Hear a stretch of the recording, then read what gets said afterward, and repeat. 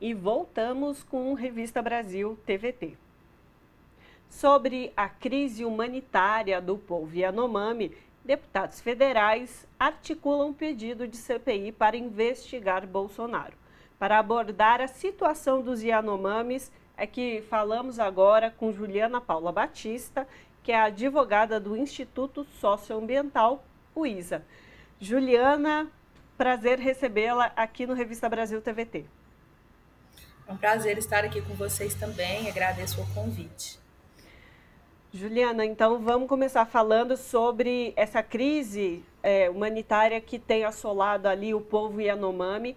A gente já tem informações também que há outros povos indígenas, outras etnias que têm passado por condições parecidas, mas a questão é também que isso impacta o meio ambiente, impacta também não só o meio que eles vivem ali, as terras indígenas, mas o todo do nosso país, enfim, de um modo geral, o meio ambiente.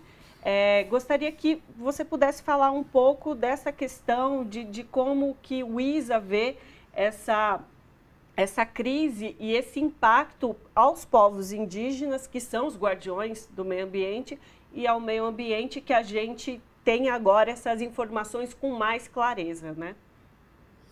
Olha, a gente vê, né, com muita preocupação o governo federal descumpriu várias determinações, tanto da Justiça Federal de Roraima quanto do Supremo Tribunal Federal, para tomar medidas adequadas para proteger os indígenas Yanomami. Principalmente, a gente tem inclusive provimento que determinava a retirada, determina ainda, a retirada dos invasores da área, mas muito pouco foi feito. Dá para a gente dizer nada foi feito? Não, não dá para a gente dizer que nada foi feito. Mas o que foi feito foi pouco e foi muito insuficiente diante do tamanho da crise humanitária, do tamanho da demanda. Tanto o Instituto Socioambiental, mas principalmente a Utucara, Associação Yanomami, já vinham denunciando a crise humanitária que estava se abatendo sobre o povo, né? O aumento dos índices de desnutrição, o aumento dos índices de malária, o aumento da contaminação por mercúrio, principalmente de mulheres grávidas e de crianças, que é uma coisa bastante preocupante, porque o mercúrio, uma vez que você está contaminado, não tem como retirar ele do corpo, né? E ele atravessa a barreira placentária, causando deficiência no coeficiente de inteligência das crianças. Então, a mulher que está grávida e é contaminada por mercúrio, ela já pode ter um prejuízo não só para a saúde dela, mas um problema de má formação, de perda de coeficiente de inteligência do bebê. E isso é muito grave, porque existe um nível muito alto de lugares contaminados pelo garimpo ilegal que utiliza, né, o mercúrio, e isso contamina a água, contamina os peixes e contamina as pessoas. E contamina também as pessoas que, porventura, estiverem nas cidades para onde esses rios correm. Né? Juliana, traz para a gente a avaliação de vocês, o ISA que sempre acompanha a situação do meio ambiente dos indígenas, e vocês têm alguns estudos geralmente também sobre isso. Como que ficou a questão da saúde, né, que contribuiu diretamente para essa situação de emergência sanitária que vive os Yanomamis e outros povos indígenas também talvez beiram essa situação. O que aconteceu nos últimos anos que houve essa desassistência para a gente chegar no nível tão grave como a gente está vendo agora? Olha, é multifatorial essa desassistência, né? A gente tem um investimento menor com o passar dos anos, a gente tem o problema principalmente da invasão garimpeira, porque o que acontece? É mais gente circulando na área contaminada, então isso já é um vetor de maior transmissão da malária. Essas grandes lagoas que os garimpeiros fazem, elas viram um criador de malária, então você imagina que na nossa casa um vasinho de planta já pode ser um criador de dengue, você imagina aquelas enormes lagoas com água parada, elas viram grandes criadores de malária. A gente tem o fato dos garimpeiros assaltarem as roças, né, os plantios dos Yanomami e levarem muitas vezes as mandiocas, o milho, a gente tem muitos relatos assim.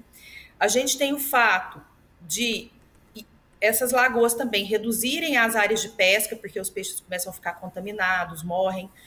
A gente tem o fato do aumento da violência no entorno das aldeias, porque em algumas regiões o garimpo está muito próximo das aldeias e os indígenas não começam a não conseguir sair para caçar, né, para utilizar ali as áreas em volta, porque eles acabam sendo ameaçados, tem a filha assediada, o filho cooptado em troca de arma, em troca de celular.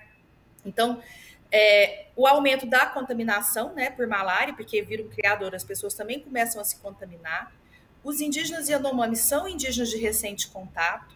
Isso significa o quê? Que são indígenas que vivem, tanto física como culturalmente, muito isolados e distantes da nossa cultura. Isso faz com que eles não tenham a mesma imunidade que a gente que está na cidade tem, né? Então, uma gripe tem uma tendência maior a se agravar, uma diarreia tem uma tendência maior a se agravar, e isso junto com um alto índice de contaminação por malária, vai também deixando as pessoas com uma perda tanto da sua saúde quanto da sua capacidade de trabalho. E a gente tem também estruturas de postos de saúde que foram sequestradas pelo garimpo. Então, existem casos de crianças com desnutrição que começam com uma diarreia e vai morrer com desnutrição sem nenhum acesso a atendimento de saúde, porque as equipes de saúde não conseguem chegar nesses locais onde você só entra de avião, em algumas regiões só de helicóptero, porque a estrutura do posto de saúde, onde esses profissionais trabalham, onde eles ficam dormindo, comendo no tempo que eles estão na aldeia, ela foi sequestrada pelos garimpeiros, né? Inclusive as pistas de pouso, onde os aviões aterrissam para levar essas equipes de saúde. Então, é uma questão multifatorial, mas ela tem principalmente no garimpo o maior problema desse impacto, né, social e de saúde ao povo Yanomami.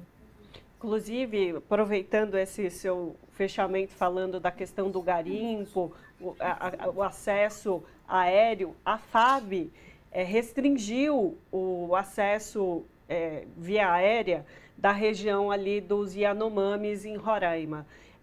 E aí o presidente Luiz Inácio Lula da Silva disse que agora vai dar fim a essa prática de garimpo ali na região.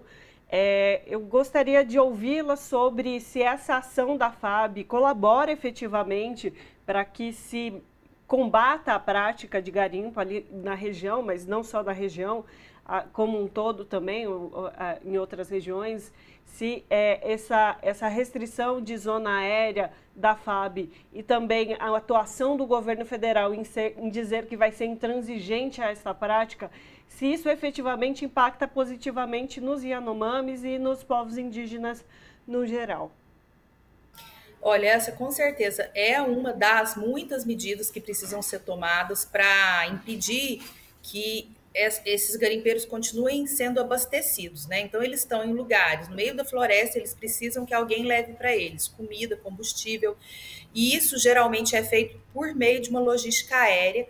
A Articulação dos Povos Indígenas do Brasil já havia solicitado várias vezes que a FAB fizesse um maior controle do espaço aéreo ali, mas infelizmente a gente teve uma dificuldade muito grande em tomadas de providências que, se você for pensar, são relativamente simples, como essa, e que é uma providência muito importante, porque são centenas de voos que têm que ser feitos por dia e por semana para se abastecer esses garimpos. Então, quando você começa a estrangular essa logística de abastecimento do garimpo, você força essas pessoas que estão lá dentro a começarem a sair de dentro da terra indígena.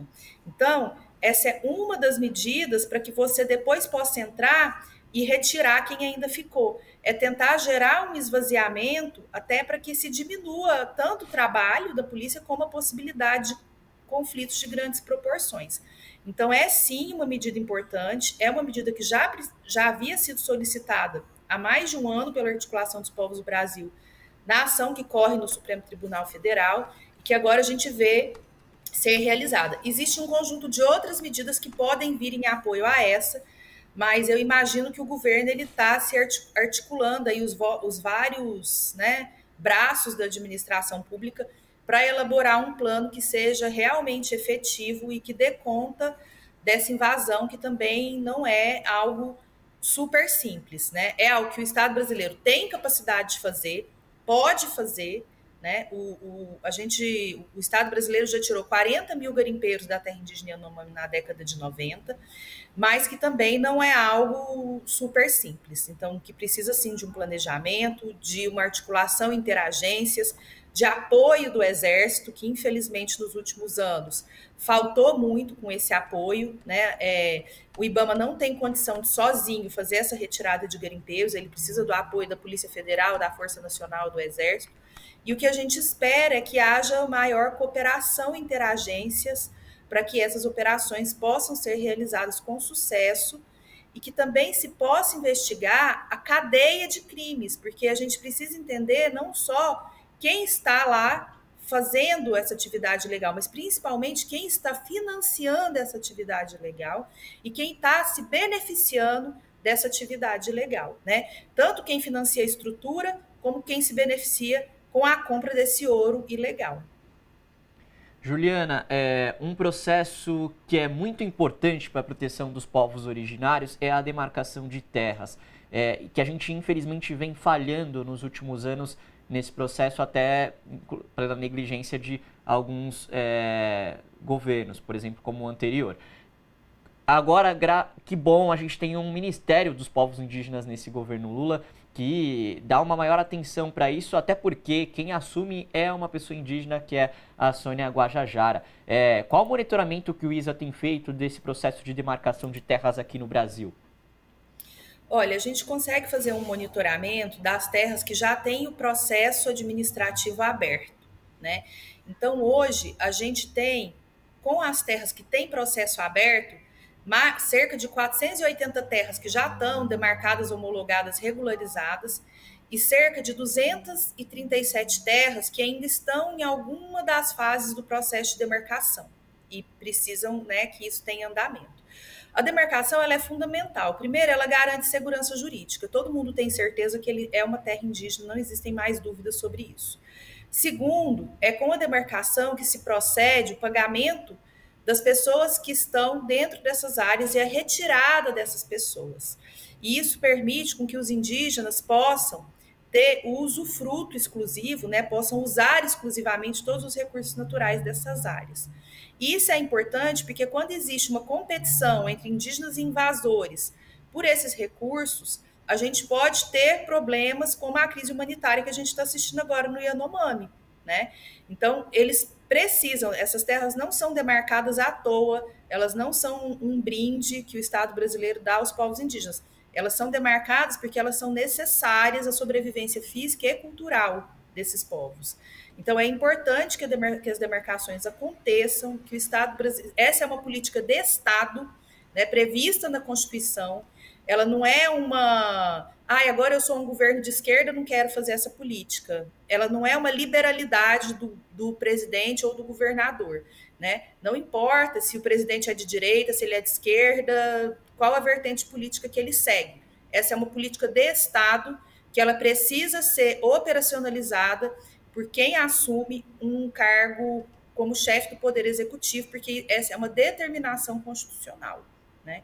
Então, essas demarcações precisam ser feitas, mas a proteção territorial dessas áreas também precisa ser feita, porque a terra indígena Yanomami é uma terra demarcada e homologada desde 1992. E, Juliana, falando aí, você mencionou a punição do garimpo ilegal, do combate a esta prática.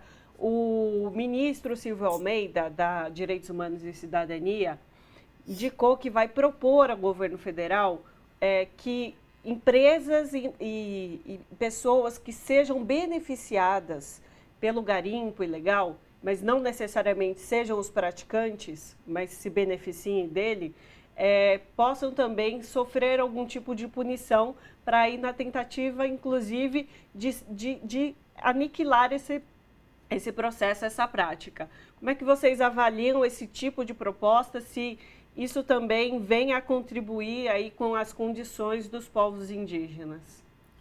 Olha, pela ótica do direito ambiental, tanto quem pratica uma ação que causa um dano ambiental, quanto quem se beneficia dessa ação, mesmo não sendo a pessoa que diretamente está causando dano ambiental, pode sim ser responsabilizado. Eu acho que essa responsabilização ela é importante porque a gente vive um mundo de escassez e finitude de recursos, né? Então, quanto mais a gente também conseguir responsabilizar tanto as pessoas que causam o dano quanto aquelas que se beneficiam, a gente também está aí criando mais possibilidades de fazer a restauração dessas áreas que já estão extensivamente degradadas. E eu acho que isso também, né, essa punição, principalmente quando ela incide no bolso, ela tem um caráter pedagógico, porque as pessoas que se beneficiam disso, elas vão tomar mais cuidado. Agora, a grande pergunta é, quem são as pessoas que se beneficiam dessas práticas? É algo que precisa realmente ser investigado muito a fundo e com afinco pela Polícia Federal. Legal. Juliana Paula Batista, advogada do Instituto Socioambiental UISA. Obrigado pela participação com a gente no Revista Brasil TVT. Volte outras vezes. Obrigada também, pessoal. Contem comigo. Abraço. Tchau, tchau.